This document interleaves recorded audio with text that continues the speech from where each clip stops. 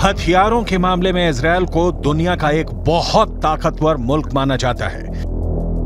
Israel का arrow air defence इतना ताकतवर है कि इजरायल दावा करता है कि अगर 2000 किलोमीटर दूर से भी कोई मिसाइल इजरायल की तरफ लॉन्च होती है तो मिसाइल लॉन्च होते ही इजरायल का एयर डिफेंस सिस्टम एक्टिव हो जाता है।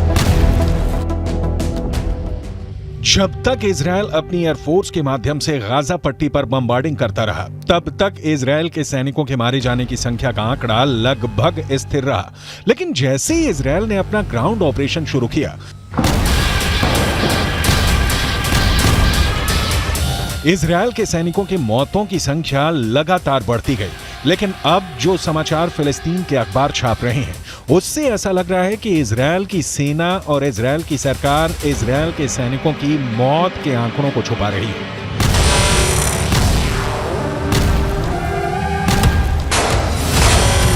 फिलिस्तीन क्रॉनिकल नाम के एक अखबार ने इजरायल के मिलिट्री सिमेट्री यानी इजरायल के सैन्य कब्रिस्तान यानी वो जगह जहां पर इजरायल के सैनिकों को दफन किया जाता है, उस जगह के डायरेक्टर डेविड वार्नर बरूच का एक इंटरव्यू छपा है। इस इंटरव्यू में इजरायल की मिलिट्री सिमेट्री के डायरेक्टर डेविड वार्नर ने कहा है कि इजरायल के अंदर हर घंटे एक इजरायली सैनिक का शव कब्रिस्तान में दफन होने के लिए आ रहा है। इस इंटरव्यू को फिलिस्तीन के अरब देशों के अखबारों ने हाथों हाथ लिया और यह दावा किया कि इजरायल के सैनिकों की मौत का आंकड़ा आधिकारिक आंकड़े से कहीं ज्यादा है। जेरूसलम के पश्चिमी इलाके में माउंट हर्जल कब्रिस्तान है और यहां पर इजरायल की सेना में काम करने वाले सैनिकों को दफनाया जाता है। मिडल ईस्ट मॉनिटर नाम की एक और न्यूज वेबसाइट में इस कब्रिस्तान के डायरेक्टर डेविड ओरेन का बयान छपा है। पिछले 48 घंटे में 50 इजरायली सैनिकों को दफनाया गया है। ये चौंका देने वाली बात है क्योंकि इजरायल ने दावा किया है कि 7 अक्टूबर से अब तक इजरायल के करीब 400 सैनिक मारे गए हैं। इनमें से करीब 80 सैनिक गाजा के ग्राउंड ऑपरेशन में मारे गए हैं। करीब 10 सैनिक लेबनान के बॉर्डर पर हिजबुल्लाह से लड़ते हुए मारे गए हैं और 300 से ज्यादा सैनिक 7 अक्टूबर और उसके बाद एक हफ्ते तक इजरायल के अंदर हमास के आतंकवादियों से सीधे लड़ते हुए मारे गए हैं। लेकिन फिलिस्तीन के अखबारों का दावा है कि ग्राउंड ऑपरेशन में इजरायल के सैनिकों के मारे जाने की संख्या आधिकारिक आंकड़ों से कहीं ज्यादा है।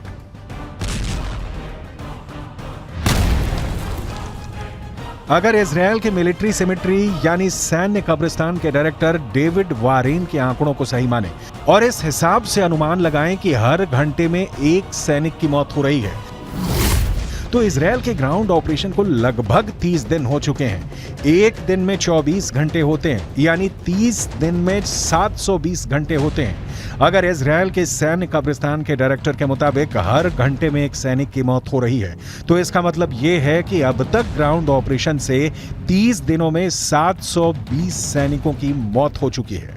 यह सिर्फ एक अनुमान है, इसकी पुष्टि नहीं की जा सकती है।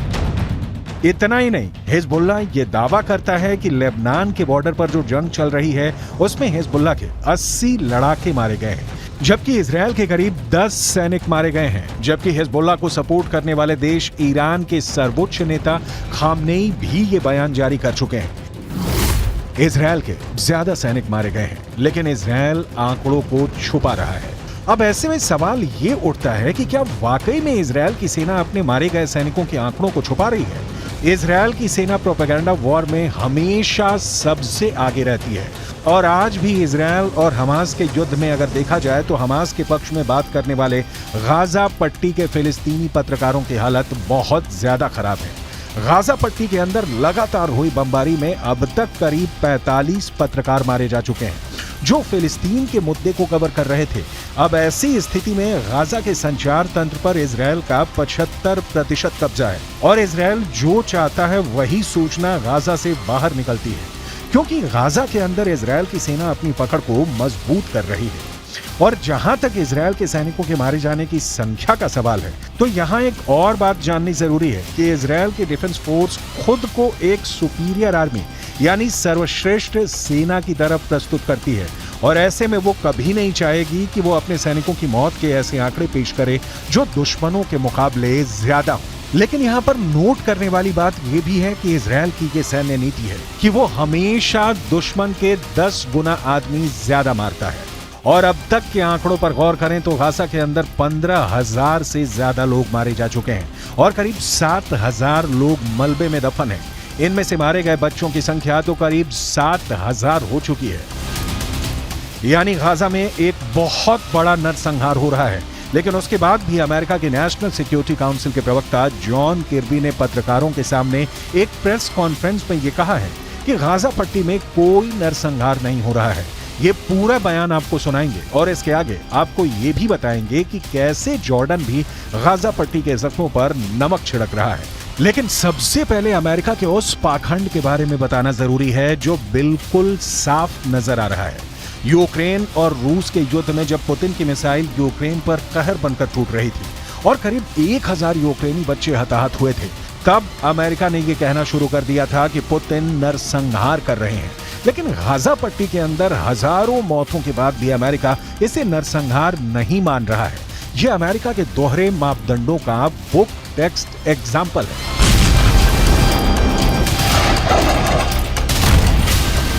Hamas wants, make no mistake about it, is genocide. They want to wipe Israel off the map. They've said so publicly, more than one occasion. In fact, just recently. And they've said that they're not going to stop. What happened on the 7th of October is going to happen again and again and again. And what happened on the 7th of October? Murder, slaughter of innocent people in their homes or at a music festival. That's genocidal intention.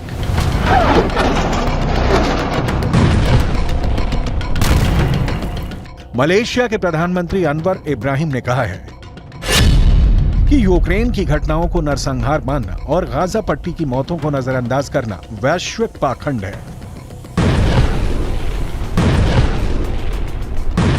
दूसरी तरफ अगर देखा जाए तो अब तक Gaza पट्टी के अंदर 30,000 से ज्यादा लोग घायल हैं और गाजा पट्टी के अस्पतालों की हालत क्या है ये पूरी दुनिया को नजर आ रही है। जॉर्डन ने गाजा पट्टी के घायल लोगों के लिए इजिप्ट के अंदर एक फील्ड हॉस्पिटल बनाया है। किंग अब्दुल्ला के बेटे खुद इस अस्पताल की निगरानी करने के लिए गए। लेकिन आपको जानकर हैरानी होगी कि इस फील्ड हॉस्पिटल में मात्र 40 बेड हैं, जबकि गाजा के अंदर 30,000 से ज्यादा लोग घायल हैं। और इन हालातों में एक फील्ड हॉस्पिटल में मात्र 40 बेड का इंतजाम लोगों के साथ एक क्रूर मजाक है।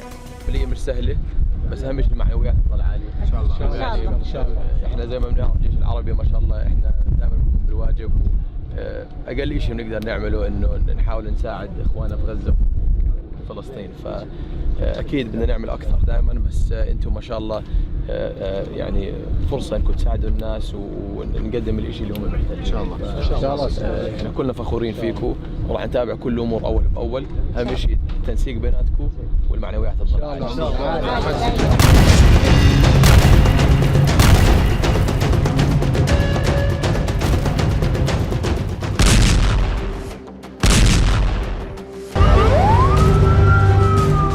इजरायल अपनी टेक्निकल सुपेरियरिटी की वजह से अजेय है।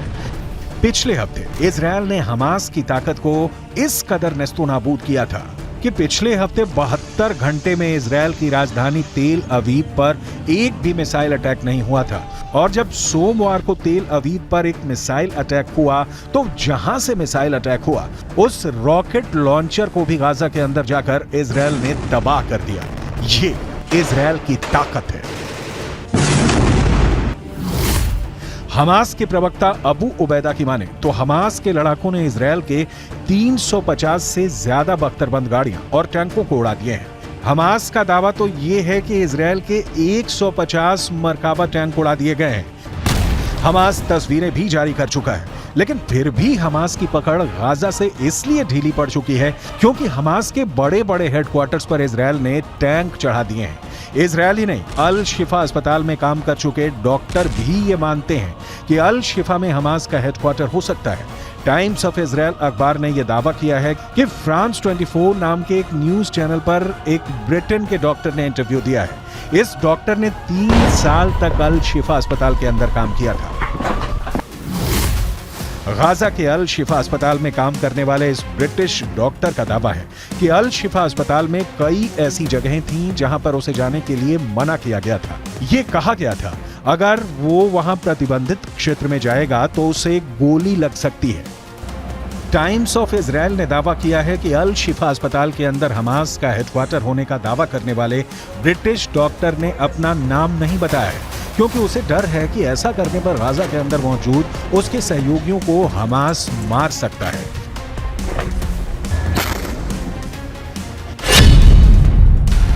अल शिफा अस्पताल में काम करने वाले इस ब्रिटिश डॉक्टर ने आगे कहा कि सावधान किए जाने की वजह से मैं गाजा के अल शिफा अस्पताल के प्रतिबंधित क्षेत्रों से दूर रहा, लेकिन मैंने कुछ संदिग्ध से नजर आने वाले ऐसे लोगों को अस्पताल में हर समय अंदर और बाहर जाते देखा था जो चिकित्सा कर्मी नहीं थे। ये लोग अस्पताल के बेसमेंट के अंदर जाते थे। The first time our forces entered the Shifa complex, they went in with a bomb-sniffing dog, and they discovered a truck full of ammunition. After revealing the shaft by the D9, they saw a circular opening, and they couldn't see all the way down at the time, but further investigations and tools lower down it revealed that this is a 10-meter deep shaft that leads to a corridor. At the end of that corridor, there's a blast-proof door with a shooting hole at the top of it. And our forces, after making sure that all defense mechanisms are dismantled, have opened that door that leads to another door that goes deeper into the complex. The understanding that this tunnel goes under the hospital. Israel defence force ने इस British doctor के interview को आधार बनाते हुए एक बार फिर कहा है कि इस इंटरव्यू से साबित होता है कि अल शिफा अस्पताल का इस्तेमाल हमास के आतंकवादियों के द्वारा हेडक्वार्टर की तरह किया जा रहा था।